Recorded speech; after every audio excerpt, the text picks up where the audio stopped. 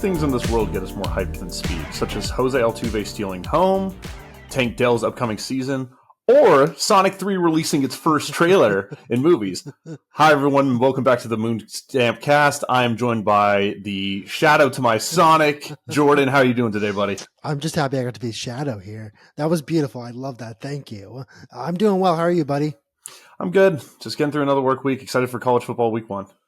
We're back, baby. CFB is back. Real football's back. Except it was last week, but this week feels more real. This feels more real. It's in America this time. You want to start? You want to start with the Astros, and then we'll move on to some college football. I'll start with the perennial forever starters, the Astros, and Jose Altuve's home steal, and then Jorden hitting moonshots out in Philly today. 2 of them. Yeah, I know. So I got on. I don't know if I should say this, but I got on Twitter to look at what was going on, and I saw a moonshot from Jorden, and then the next tweet was like Altuve stealing home. So seems like a good day so far after L after L after L after L for this franchise. I mean, we're only 3.5 games above Seattle now. I don't love the, like last week we came on here and we talked about like, oh, hey, the Astros are going to do it, baby. We're going to kill it. And then this week, I looked at a baseball reference just before and just kind of get some good idea of everything going on, some advanced stats. And the only stat I really needed was the L after the L after the L after the L. Yeah. So they made up a little ground, I think 2 games since last week, which isn't great. Remember, this is a team, we came back from 10 games down. They could do the same from 3 pretty easy. So we just got to stay the course. After the Phillies, I believe it's the Royals, which are looking pretty good. So if we can steal a series wins there, that would be phenomenal. But I don't know. The team, after 2 bad games in Philadelphia, I feel like the team's starting to, I mean, it's 1 game sample size, sure, but it's starting to ramp back up. And I Justin Verlander returned. And we did exactly what, in both games, we did exactly what we've done the entire time he's been in Houston, and that's give him 0 run support. Yeah, Thank you, Hall of Fame pitcher. So I looked it up just to kind of see something. I've learned now that the only way we can win games is if we score above 6 runs, at least recently. So we need to score above 6 runs. Apparently as well, everyone in that clubhouse hates Verlander but loves Kikuchi. So we are continually wrong about our Kikuchi takes. They don't like Verlander? No, it's a joke because they don't score. Okay. No, I thought there was a report that was like, yeah, team fucking hates Verlander. I was like, I have no inside information on this whatsoever. I just know they hit balls for Kikuchi and not Verlander. That was the joke here. It was not a analysis on the team's love or hate of Justin Verlander. I imagine they all love him, given his history here in Houston, and he's pretty good in the clubhouse overall. So no, not saying anything about that. That was just a purely hits based joke, unlike the Astros who are not hit based, except for today. Yeah, I mean, I was going to say he's probably the biggest trade we've ever made for a major leaguer, because I know the Yordan Alvarez trade was a steal, but we didn't know what we really had. We thought we had a Cuban Missile Crisis. Sorry, my TV started making noise. I thought that was a missile you were throwing real quickly. in reference to him. I thought you brought props today. Speaking of the Astros, we signed Jason Hayward, who was slashing like 208, I think, for the Dodgers. And that just goes to show that I think Chaz is gone. Mm-hmm. But I want Chaz to do something that his namesake from Yu-Gi-Oh! GX did, and that's leave the organization for a little bit, go on a soul-searching journey, meet a submarine weird group, I guess, and then find the baseball equivalent of the Ojamas, which is just, God, that must be the worst thing ever. And then come back to us and be the man we know he can be. But it's not looking good for our boy. It's really not. I'm just going to clap real quickly. That was an amazing Yu-Gi-Oh! Moment of the week. Thank you. Yeah, no, I mean, I agree with you. I think we've been pretty, for the past couple of weeks, every time we've talked about Chaz, has been under the impression that he is leaving. And I think the Astros moves and their continual moves for outfielders kind of show that, hey, this might be the end of Chas McCormick. This might be the end of Kyle Tucker too, but that's a whole different discussion for a different day. But I think Chaz is, again, thank you for the catch. Thank you for your organizational contributions. But at this point, you're probably out the window. And again, I mean, the Astros just keeping picking up guys for the outfield kind of shows me that there's no way he comes back. Yeah, speaking of coming back, though, we signed Nectar Harris back, which is big, and we have an opportunity to get the band back together with Verlander pitching again. Abraham Toro was released by the Athletics, so, know what I mean? Why not, right? Why not? Hey, listen, it was the last time Verlander threw a no-hitter. Abraham Toro was integral to that. So maybe, maybe he doesn't need run support. What he needs is one guy, and that man is now released. So I say bring him back. Get the band back together, baby. We're back. I'm not saying, but I am saying. I mean, listen, if we're just signing people to sign people right now, why not sign an old friend? I love the Hector Neris sign, by the way. And I think he pitched in his debut back with us. I think he went 1 1/3, 0 hit, 0 run, 1 strikeout. Yeah, I saw 0 walks. I can look it up real quickly. But yeah, no, I mean, that's exactly... He's picking up where he left off for us in some sense. So let me look it up real quickly. We didn't have to give anything up. No, that was perfect. That was beautiful in every way. Let's see. Nope, baseball reference. Sorry, continue talking. I'm going to look this up. We can just cut this as we want. Okay, yeah, we're going to just... I'll stay silent. Okay. Last 5 games. Yeah, well, okay. So he pitched on the 26th, but whatever. That was only one. That was for 1 out, basically. But on the 25th against Baltimore, he pitched 1-1. He had 1 strikeout, 0 runs, 0 earned runs, 0 hits. So yeah, he killed it. I mean, again, with that one on in the 26th against Philly, he get kind of kill it, but he only got, he threw 4 whole pitches that day. Okay. So I don't know if we're going to count that as a back moment, but he did get an out, a singular out. So, I think I made the meme after you said World Series is back on. World Series back on, always was. So I'm happy. It's kind of nice bringing in old friends. Cause again, I think I've said it again on this podcast so many times, how that whole kind of 2017, 2019, 2022, that kind of era, I think I would love every player on there except for 2. Yeah, I tend to agree. I don't really have much else for Astros, though. It's just stay healthy and please keep playing the way we know you can play. This will come in later, but it's like the Colts, where nothing's really changed so far since we last talked about them, other than Neris. So yeah, I don't know. I'm hoping for the best, but let's hope for the best. 3.5 games up. Knock on granite or whatever it's on my counter, winning today. I haven't checked the score since I got off the work call, but yeah. All right, that's all. But do you want to move into let's move into football. Why not? So, yep. Let's do it.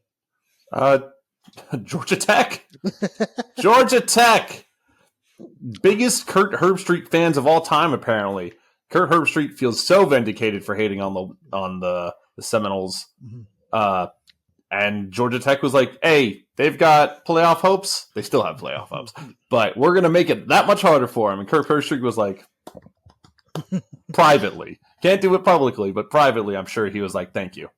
My favorite tweet I saw about that on, I think it was Saturday. Yeah, it was from a Florida State account. I don't know which account it was. So sorry, whoever it is. Or I don't know if you're sorry about this. But it was like, why don't you try flying across the globe with jet lag and throwing balls? It was like, okay.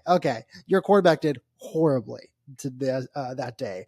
There's a reason that Georgia Tech was that close, was able to kick a field goal to win it. So don't come at us. So that was a poor performance for Florida State. Great performance from Georgia Tech in hindsight. Because I made a joke last week. I was like, oh yeah, they're going to get bombed. They're going to get blown up by FSU, in Ireland. And it's going to look horrible for them. And they come back and win and make us all look stupid. So good for them. I found a little bit of entropy in week 0 of football. And let's hope it continues into this week, because we have some fun games coming up. Huh? Yes, we do. I want to talk real quickly about the one game I care about that I don't know how many people in this world care about. I didn't even make sure my mic was on. It's UH versus UNLV, which this is the first game with Willie Fritz as the head of UH. Now, for this season, I don't expect much. Not because I don't believe in Willie Fritz, which I do right now. Because last season, Dana Holgerson in November for some ungodly reason, said, guys, next season we should just give up on recruiting. Like we're not gonna get anything more this year. Next season's kind of a wash. And that was in November of 2023. So coming into the season, when Willie Fritz got to Houston, he tried his best to get some players. He went to like every high school in the area, which was great, trying to recruit players. Again, I don't really know what UNLV looks like. I just know it's UNLV. I would hope we do play well, but I don't expect much from the season. So if like we lose on Saturday, I'm not going to kick a bucket or something. I'm not going to yell at Willie Fritz. He doesn't have the strongest team. He doesn't really have the strongest recruiting class because, again, Dana Holgorsen refused to recruit. And then when he was asked to recruit, said, let's just give up, which is why he's fired now. So is his AD, who loved him. So, but yeah, that's my UH talk of the week. I'll probably talk about UH every week because I love UH. But again, I don't really expect much from this season. Smith is not really that great of a quarterback in my mind. And I don't really know. I don't know what Willie Fritz is going to look like this season because I haven't seen any practices or anything like that. So that's my UH talk for the week. Well, I'm going to tell you what I tell everyone, including myself and including fellow Notre Dame fans and including people at work. You got to give college coaches at least 4 years because that way they have a roster completely built by people they've recruited. I've got several people at work that were chirping me, being like, Marcus Freeman doesn't get enough wins this year. He's gone out at Notre Dame. That's quick and out job. And I was just like, you got to give him time, man. You got to. He still has Brian Kelly recruits on his staff right now. You got to give him time to get their recruiting classes in because they were recruiting for their system, for the way they want things done. So just it's disheartening to hear about U of H, especially because we'll talk about my NCAA football bets hypothetically later. But just stay the course. It sucks. Oh man, I need a stay the course counter. I've said it 4 times this podcast, but it sucks. Just hold on and hope for the best. Enjoy every win, and then, with the mindset you have right now, it's like, well, if I lose, it's to be expected. But enjoy every win that you get. I mean, I totally agree because at least for you, I don't know how much you paid attention to UH, but it's a very niche school. Unless you went there, you kind of pay attention to it. How long was Dana Holgorsen there? At least for the past 2 or 3 years. Dana Holgorsen came from the air raid offense school, and you'd expect him to play like actual quick, fast, long ball kind of offense. That man was running for the Republican nomination for president. How conservative he was! Like he would run. His plays were let's run the ball up the middle every time. It was very rarely outside anything. Which, like, again, if I'm in the stands and able to notice this, I imagine the person on the other sideline, is pretty much noticing that right away.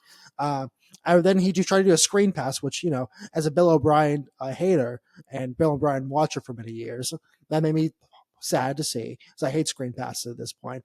And then on third down, he just be like, let's just air raid it and throw as far as possible when Donovan Smith can't do that. So, again, this season is more of like a fresh a repaint of this entire football program with a guy who seemed to actually, 1, want to coach football, 2, isn't an alcoholic, and 3, I can say that. That's like well known. It's not like a crazy thing to say. And 3, like actually wants his team to succeed in some like higher level in the long run. And again, it's the Big 12. It's the second season, the Big 12. So you don't really expect much. We don't even get like full Big 12 money until next season. So this is more of a season to just kind of, okay, this is what we're going to do. This is what we're going to look like. Let Willie have his recruiting time for a little while. So I totally agree with you there. All right. Well, we do have 3 pretty big games, three top 25 matchups, unless I'm missing one. We have Georgia Clemson in the early slate. We have Texas A&M versus Notre Dame, and then LSU at USC. Let's start with Georgia and Clemson. Bookmakers have this at 48, over under 48, that is low for college games. So they must be expecting Georgia's defense to be just as good as it has been for these past several years, and probably a step up for Clemson's defense as well. Normally under 50, and you're like, oh, these are pretty good defenses. Now, this is the number 1 ranked team and the number 14 ranked team. Might have that number wrong, but Georgia still was boasting a 13.5 point. They were 13.5 point favorites, so I don't think this is going to be close. I think Georgia's going to remind everyone who they are this game specifically, and then throughout this entire year. They're the early favorite for national champion, and with the way he's been recruiting, Kirby Smart, he's been recruiting and had this team running, it doesn't surprise me. And I think 13.5 points is actually a steal to get at. Just quickly, I looked it up just to see. Trevor Etienne, not Travis Etienne. Trevor Etienne is suspended for the game because of the whole DUI thing, which, Georgia seems to be well known for at this point. But I agree with you completely. Like, I don't understand why this is such a low scoring game in general, because I expect Florida to just come out here and kind of kill it. And again, it's college football. So I don't know. Again, you never know with college teams because it's a year by year thing in some sense, because you have guys shuffling around. So I don't know. It's going to be a fun game nonetheless. And Georgia's offense is always fun to watch. And like you said, so is their defense. If they're projecting it like that, maybe their defense is going to kill it.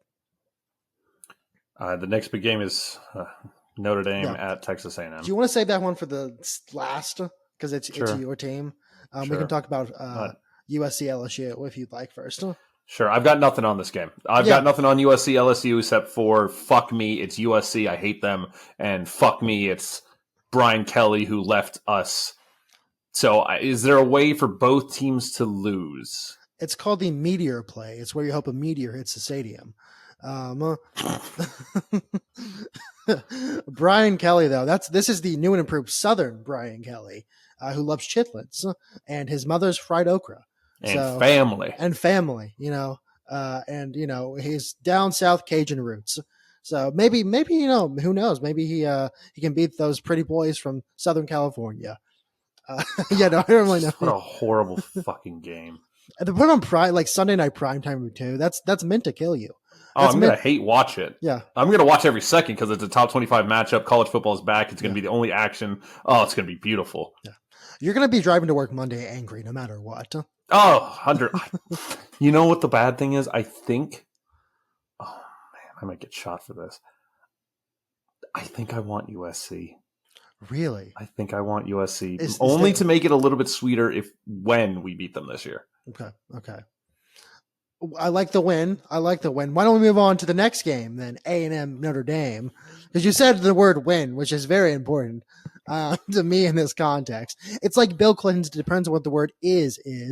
You said win. So Brian, predictions for this week. Talk about one, Notre Dame, and two, what's going to happen on Saturday.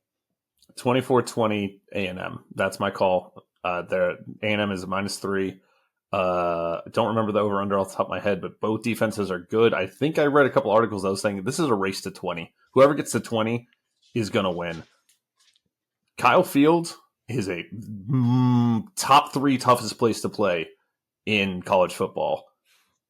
And I have I have emotionally hedged the shit out of this game. Hypothetically, I've put 15 units on A&M to win and cover, just because that's how much my units are small. Okay. Penis joke. But I've put a decent amount of money on this to because I would be willing to pay this money if it means Notre Dame. Like if someone walked up to me and was just like, if you give me this much money, Notre Dame wins this game, are you okay with this? And I'd go, yes. So I've done that. I've taken hypothetically taken A&M -3 and then money line for a decent amount of pocket change. And if Notre Dame or if A&M wins and covers, I'm going to go buy myself a nice bottle of bourbon and cry into it for the rest of the evening. But it's going to break me. I've got a shit ton of friends that went to Aggie Land, and I've already gotten a couple heckles. I have a bet with a guy at work for if Notre Dame wins, he has to wear Notre Dame stuff for a hat for a week, and if A&M wins, I have to wear an A&M hat for a week. And I might cry, and a lot of people are going to be upset with me if I have to do that. So, but I'm mentally preparing myself for a loss because Notre Dame traditionally starts out slow, especially under Marcus Freeman. We've started out pretty slow. God, let me be wrong. Just let me be wrong. For the sake of content at this point, I would actually like A&M to win, which is a phrase I never say for the record, purely because I feel like if I clip this and there's a picture of you in an A&M hat, that will do some numbies. So I don't mean to profit off your pain, but just like the military industrial complex, I will be profiting off your pain. That's fine. But I'll yeah, accept it. The I things don't I know do for the pod. the thing. You're gonna push Notre Dame out of a tower. But yeah, I mean, again, I don't really.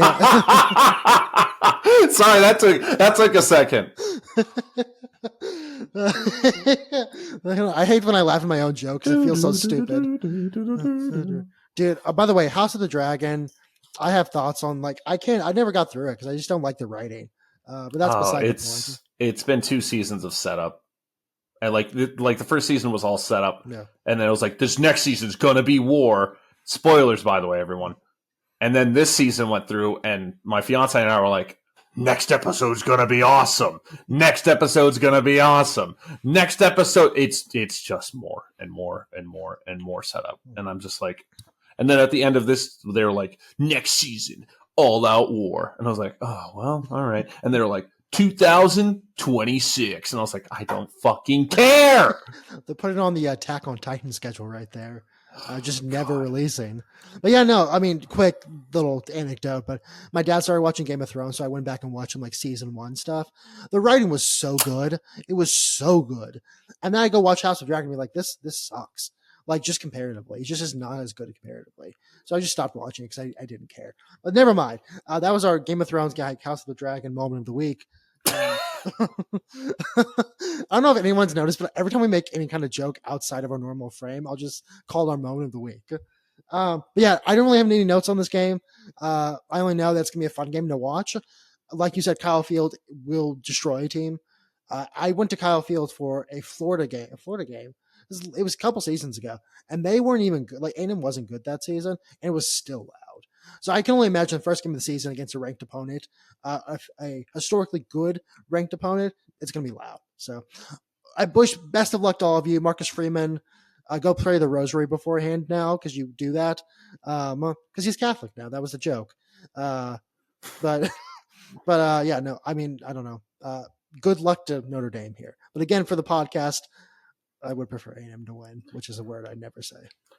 All right, so my card, hypothetically, this week is North Carolina -2, TCU -9.5, Georgia Clemson over 48.5. I'm a sucker for low over-unders, even though it's going to bite me in the ass. Kent State +24.5. That's a lot of points. Penn State Penn -7.5. Vanderbilt +13.5. Florida money line. Texas A&M -3. That's a system play. It's for my emotional well-being. Houston -2.5. That's my Jorden play. James Madison -8.5. Wyoming, Arizona State over 47.5. System play being the last game late. I want to watch high numbers. And then LSU, USC, LSU -4. Emotional well-being. And over 64.5 because that's a high number. And I normally, if they got a number that high, they know something's coming, and I'm excited to watch them cook. Dude, I love college football for that reason. I'm so ready for high-scoring game, like crazy high-scoring games. Thank you for the system play. I appreciate it. Willie Fritz appreciates it. The belief is strong.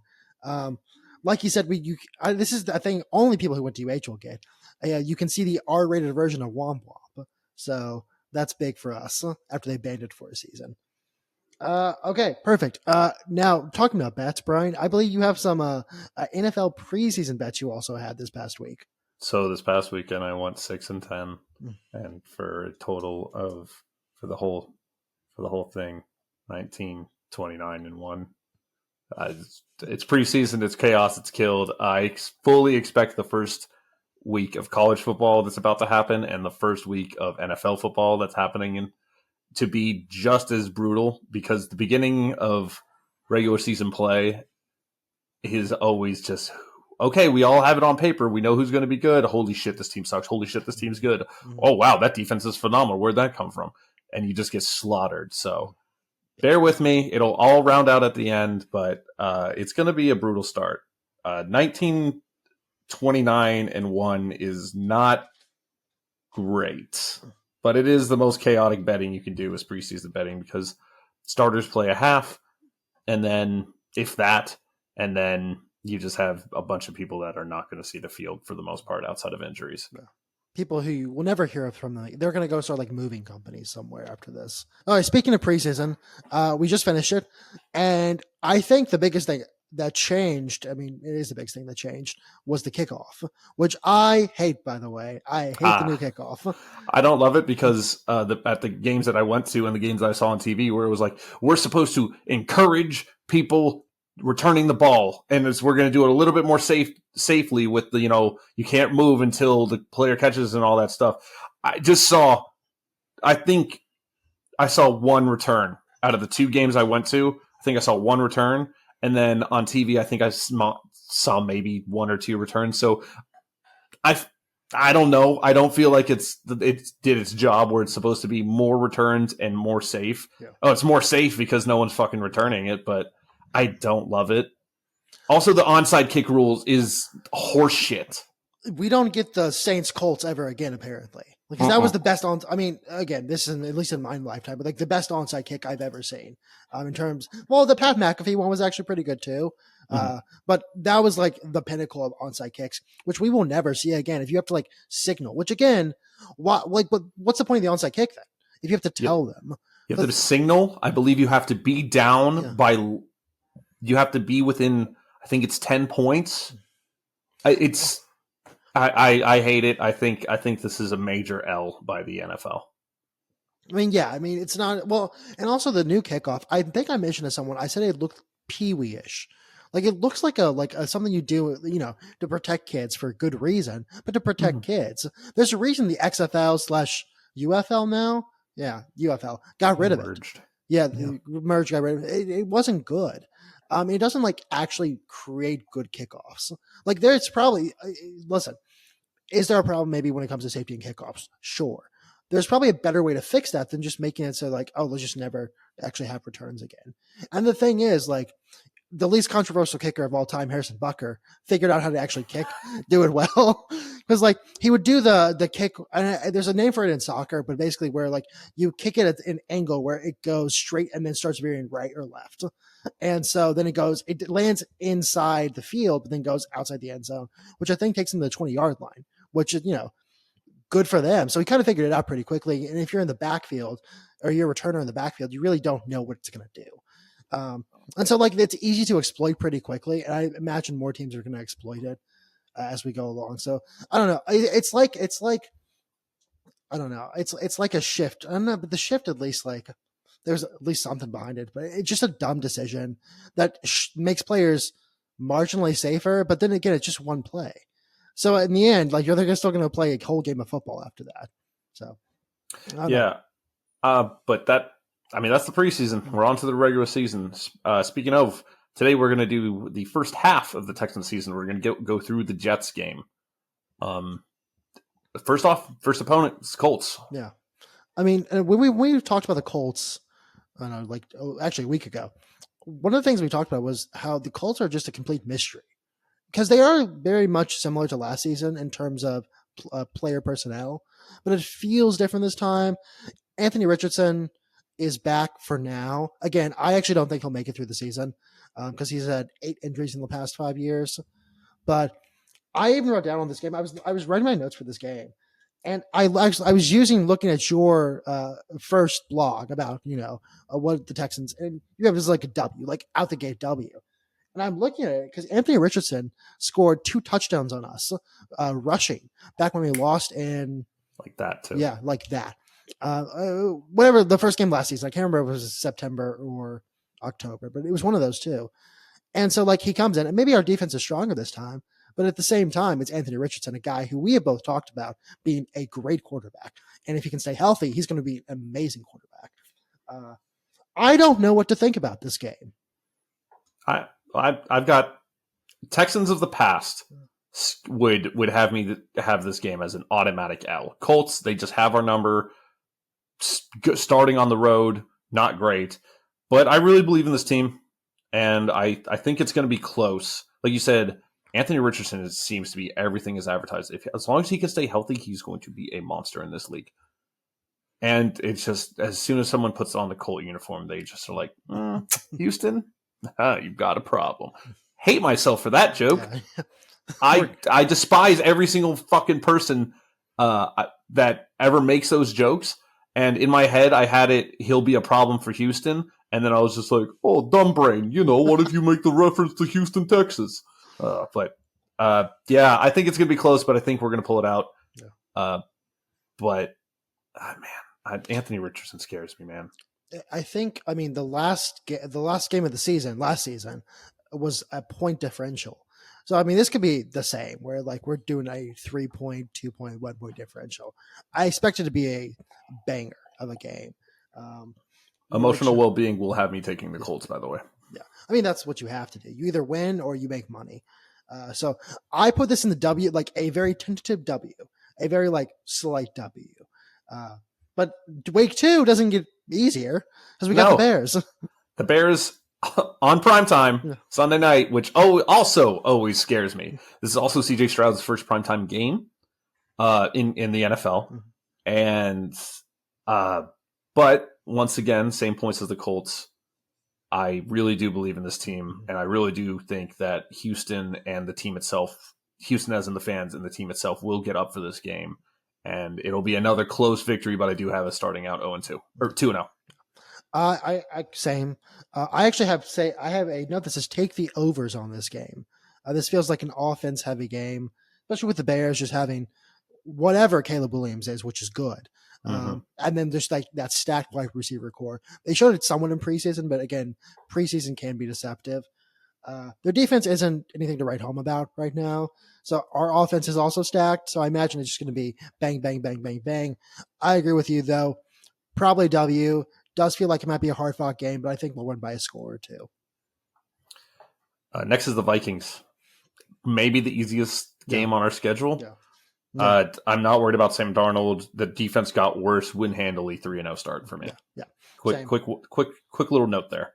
And the only thing that maybe scares me, they kind of improved their D line, but didn't improve it enough to where I'm gonna be like, oh no, I think we can buy, even if I don't know, maybe Larry Tunsil is down by that point. Knock on wood, but I think we'll be fine there. It's the Vikings. It's lull the Vikings. They're cutting it fourth in the NFC North. Their secondary is a literal dumpster fire. So I think those big three at wide receiver are going to tear it up. Yeah. And the thing is with our wide receiver core, just very quickly, is that we have guys who can play very differently from each other. Like a Diggs versus a Dell just play completely differently, which for a shit secondary will work perfectly. Week 4, our old friends, the Jaguars. This game scares me because I feel like it might be a look ahead week. It might be being like, ho, Jaguars, whatever. Bills next week. We got to pay attention to them. So it does scare me that we're doing that we might have a look ahead week. It wouldn't be the most shocking thing in the world if we dropped this game. But head to head, we're a better team, and we're at home, which is a plus. It's not as big as an advantage in college, or it's not as big as an advantage as it is in college, but it's still an advantage. So I do have a starting 4-0 this year. I do as well. If this had been week 3, I think I would have dabbled maybe in an L. Because coming off the Colts and the Bears, I imagine we'd be. But after the Vikings, I feel like that will be an easier week for everybody. Like we said in our preview, and like I will say now, this all depends on how good Trevor Lawrence actually is, and if he can actually play like the guy he's been advertised to be for so many years. I don't know if he will, but I think with the defense looking shoddy still, even with a better line, I think our D line kills him and our secondary kills him. So yeah, a very tentative, a very scary 4-0. And then we have the Bills, the Stephon Diggs Derby. It's in Houston though, so he won't get booed. Oh, it's at Buffalo. I lied. No, it's home. So I'm stupid. Stupid past Jorden. Okay. This game's hard because we don't really know what the Bills are going to look like. On paper, they've gotten worse at every position except for quarterback. Josh Allen is a top 3 quarterback in this league. Bona fide top 3 quarterback in this league. Stephon Diggs revenge game, so I'm going to take his over in yards and to score a touchdown. But this isn't this. I don't think this is the Bills of recent years, the monster on the schedule. But I still think they will have that name recognition, so it might look a little bit more scary than it is. And Josh Allen is, like I said, an amazing quarterback. So, but I do have starting out the season 5-0, man. Same. I mean, we talked in our preview. This might be the Bills falling to third in the AFC East this year. I know the new OC from last season's got a lot of talk. I think I saw someone. I was able to find it again. He only scored 0.7 more points or something like that. Nothing crazy. Again, you lose Diggs. It doesn't look like the defense, the Bills of the old. The defense isn't really as strength as it is. I feel like we're looking at the name the Bills, and we're seeing the bit what. That was just the noise in my house. It's okay, probably my fiance coming home. Sorry. Okay. Well, if you get killed, this will do numbers. That's a horrible way to look at it. I'm sorry. But no, this isn't the Bills of old. And I think we're using the name recognition of the Bills as kind of a scary factor, when in reality, it probably feels more like we're playing maybe the Titans or something that isn't going to kill us. But week 6 is even funnier. Because, I lied. Yeah. I lied. It's the Vikings weren't the easiest team on the schedule. I just straight up lied to you. I'm a liar. The only thing that I think could stop, really destroy us that week, is if there was a snowstorm in New England, because, Southern team going up there. But at the same time, it's the Patriots lull. I remember we really didn't even talk about them as a team. We were just Bill Belichick's gone. Okay. Drake May. Okay, sure. So I don't fear this team, which is we're cruising to 6-0. Yeah, we're cruising to 6-0. The Patriots are in a full rebrand, rebuild, and try and find themselves journey. See ya. Yeah. No, we're good. We're good. Which is why week 7, I think, might be an L with the Packers. This is where I have us for taking our first L. The Packers are a great team, an often overlooked team, and they are a great team. And when they play at home, they're an amazing team. Mm-hmm. I better be careful saying this. They might have the biggest home field advantage in the NFL. Yeah. And it's going to be October, so it's going to be chillier. There's a chance that it's pretty chilly. We're from Houston, Texas, man. Yeah. So I think this is where we take our first L. Yeah. I think we're riding high after 6-0. We go into Lambeau feeling ourselves. We get hit in the mouth in cold weather and go, oh shit. And I think the Packers win, and I think it's going to be by about 5 to 8 points. Yeah. I think it's going to be a little bit of a, hey, let's remember this is the NFL. Anyone can beat anyone in any given week. But I think this is where we take our first L. So we're 6-1 to start off. I mean, something you said, Lambeau is probably the closest you have in the NFL to a college stadium, which may get me killed, but I think I'm correct there. Like you said, I mean, death taxes, Green Bay having a good QB. Jordan Love looks Lovecraftian in the way he plays. Josh Jacobs might kill us. They have a strong defense. After 6 weeks I imagine we're getting some injuries at 6 weeks. We've been beat up. Maybe last week we had a little bit of fun, but then we come into Lambeau, get killed, kind of get that hey, wake up game, which might be good. But yeah, I think we may be crazy saying 6-0 as a start. I think 6-1, we get a little bit of a come down. I also think the next week with the Colts, we lose again. Really? So my theory, this is my theory on this. I think it could be a soft L, only because I imagine getting kicked by the Packers after a good solid start might destroy some confidence. Again, it's week 8, so there's some injuries going on. Again, Anthony Richardson can kill us. Again, that is the thing I keep coming back to, is that he could be dead by then, but he could also be killing us. So I just see that maybe this is a little bit of a come down period. We have a really good start, maybe a little mid-season slump, and next week we'll talk about how we end. That's why I have this as a very tentative L for me. I have it as a win, but man, my biggest thing is that the bad man is gone. He was gone last year, and he's gone this year. T.Y. Hilton is not on that team. I do not have to worry about him scoring 3 touchdowns and having over 200 yards receiving. The bad man's gone. As soon as I was he's not there, dub. I don't care. But division game, it wouldn't surprise me. We take one at their place, they take one at our place. It wouldn't surprise me, but I do have us going 7-1. The Colts are the one team in our division where I feel like it'll be an even trade-off of games, which is also kind of why I put that there, which may be like the pro wrestling mindset in me, like even wins, but I think 1-1, one to each makes sense. Week 9, I'm thinking maybe another L. I also have us for an L. But you remember what week 9 is, Brian? Oh, the election. Oh, so, oh yeah, and with the new endorsement and everything, yes, God knows where Rodgers' brain's going to be. But I have us taking an L for. Well, I do think the Jets is one of the premier teams in the league. I really do. When healthy, when everyone's healthy, they're an amazing team. My biggest thing is it's the quick turnaround. It'll be the first Thursday night game that a lot of our young players have ever played before. It's a 4-day turnaround. It's going to come quick. They might be reeling off a loss after I think the Colts game is going to be a hard-fought game because it's division rivals. They're going to want to take one back from us.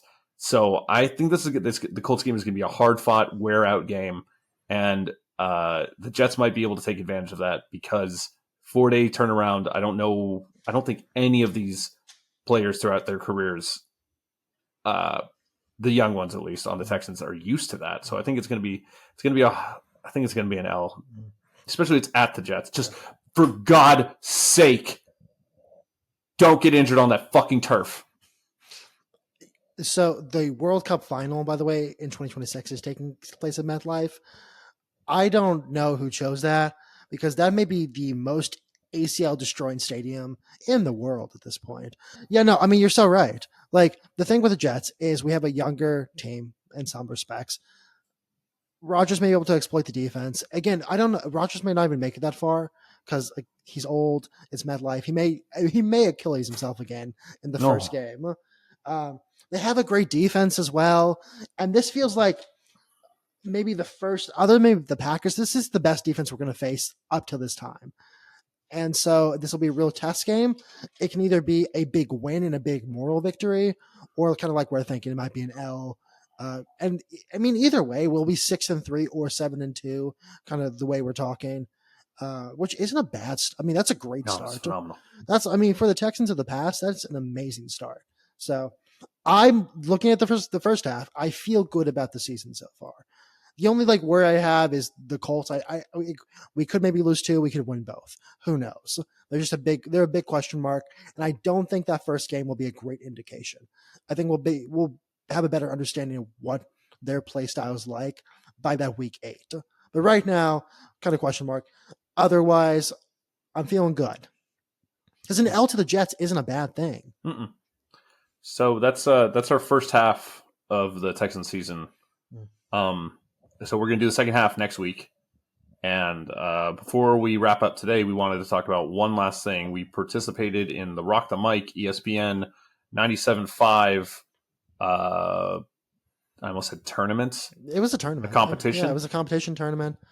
And we're very thankful that we got to go out there. It was awesome. It was a great experience. My voice cracked 12 to 15 times probably. I was a nervous wreck because, like I said, we were 7 podcasts in, and none of them were in front of an audience, B, having other people to talk to, C, live. So it was a really good experience. So I'm glad we did it. I was at first I was cussing you out constantly, being like, this motherfucker getting me involved with this shit. I don't want to do this shit. Fuck this. And then I was like, there's no way we're gonna win this thing. And then when I showed up, I was like, oh man, I want to fucking win this thing. This thing would be awesome to win.